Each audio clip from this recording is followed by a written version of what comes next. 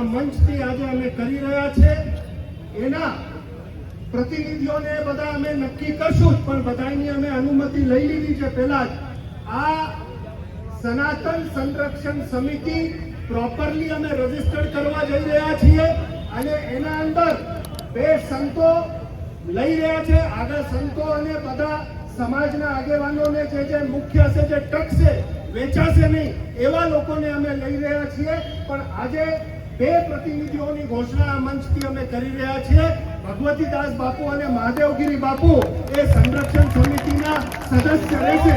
પછી આગળ શું કરવું એ બધું નક્કી કરશું, પણ ઘોષણા અત્યારે કરી દીધી છે. પ્રોપર એ સંસ્થા ગિરનારના સંરક્ષણ માટે, સનાતનના સંરક્ષણ માટે રજીસ્ટર્ડ થવાની છે, જે આપના વચ્ચે કહી રહ્યો છું.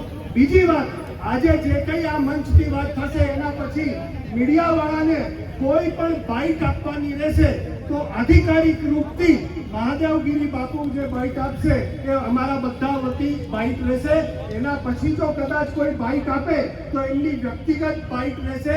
આ હું આ મંચથી કહું છું, કેમ કે આમાં ઘણા બધા સાથે પણ છે, સાથે રહીને આંગળી કરવાવાળા પણ છે, એટલે એની ગંભીરતા લઈને મહાદેવગીરી બાપુ એ બધા વતી આપણે રાખ્યા છે.